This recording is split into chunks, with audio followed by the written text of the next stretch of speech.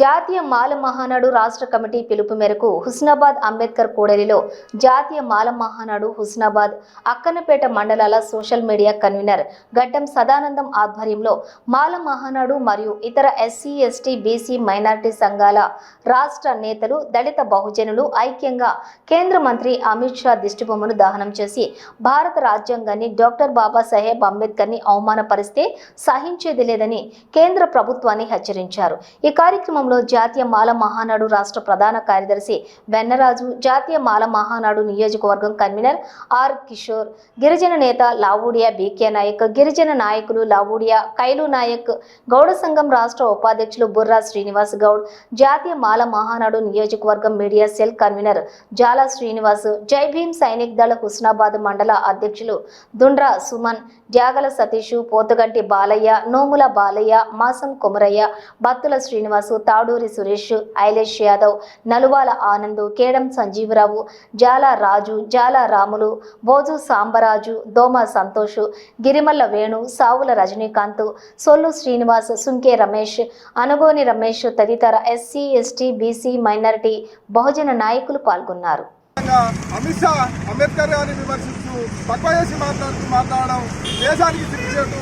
ఆయన కేంద్ర మంత్రివర్గం నుంచి ఏదైతే ఛాయ్ అమ్ముకొని బడుగు బలైన వర్గాల ఓబీసీ నుంచి ప్రధానమంత్రి అయినా చెప్పుకొని తిరుగుతున్న మోడీ, నువ్వు అమిత్ షాను కేంద్ర మంత్రివర్గం నుంచి దాన్ని భద్రపేయాలైనను ఆయన పార్లమెంట్ సభ్యత్వాన్ని కూడా ఆయన రాజీనామా చేసి అంబేద్కర్ పార్లమెంటు ఎదురు ఉన్న అంబేద్కర్ కాళ్ళ ముందు మోగరించి క్షమాపణ అయిపోయే వరకు ఈ ఉద్యమం ఆగదని తెలియజేస్తున్నాము। అమిత్ షా గారు కూడా ఆ రాజ్యాంగ పరిధిలోనే, ఆ శాసనం ద్వారానే ఈ రాజ్యాంగ పరిధిలో ఆయన పదవిలో కొనసాగుతాం।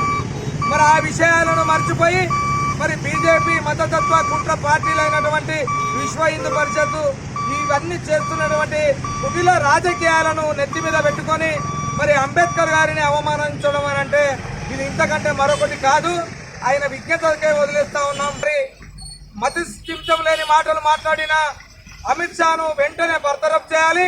అదేవిధంగా దేశరత్తుగా ఈ ప్రపంచానికి సర్వ మానవాళికి సపన్న కులాలకు క్షమాపణ చెప్పించే విధంగా వాళ్ళు అక్కడ నిర్ణయం తీసుకున్నట్టయితేనే ఆయన సభ్యత్వాన్ని ఉంచాలి, లేని పక్షంలో ఆయనను పార్లమెంటు సభ్యత్వం నుంచి కూడా తొలగించాలని చెప్పి మేము డిమాండ్ చేస్తా ఉన్నాం।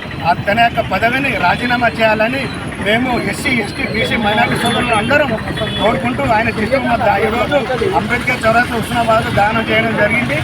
అతను బీజేపీ యొక్క సిద్ధాంతం ఎందుకు బయట పెట్టాలి, బీజేపీ సోదరులు మరి ఈరోజు రోడ్డు మీద వచ్చి ఈ అంబేద్కర్ గారి రాసినటువంటి రాజ్యాంగాన్ని వాళ్ళందరూ పదవి పొంది ఇలా అనుభవిస్తున్నటువంటి నాయకులు ఈరోజు రోడ్డు మీద వచ్చి మరి వాళ్ళు ఏం సమాధానం చెప్తారో మేము కోరుకుంటున్నాం। వ్యాఖ్యలు చేస్తున్నటువంటి అమిత్ షా గారిని మోడీ గారు కూడా వెనకేసుకురావడం అనేటువంటిది నిజంగా సిగ్గుచేటు। ఎందుకంటే ఇవాళ ఒక దేశ ప్రధానిగా భారతీయులందరి రక్షణ వ్యవస్థ లోపల కావచ్చు, చట్టాల పరిధి లోపల కావచ్చు, రాజ్యాంగాన్ని పరిరక్షించేటువంటి విషయంలో కావచ్చు వ్యవహరించాల్సినటువంటి తీరు ప్రధానమంత్రి కూడా వ్యవహరించకపోవడం బాధాకరం। అమిత్ షా వ్యాఖ్యల్ని వెనకాల తీసుకోవాలని చెప్పి హెచ్చరిస్తూ, అమిత్ షా గారు నువ్వు ఇలా పార్లమెంట్లో కానీ రాజ్యసభలో కానీ ఇలా మీరు ప్రభుత్వంలో ఉండడానికి కారణం ఇలా డాక్టర్ బిఆర్ అంబేద్కర్ గారు రాసించిన రాజ్యాంగంలో ఆనాడు పొందుపరిచినటువంటి ఏదైతే రిజర్వేషన్లు ఉన్నాయో ఆ రిజర్వేషన్ల ద్వారా మీరు అనుభవిస్తూ ఇలా అంబేద్కర్ని అవమానించపరచడం నిజంగా ఇది దారుణం।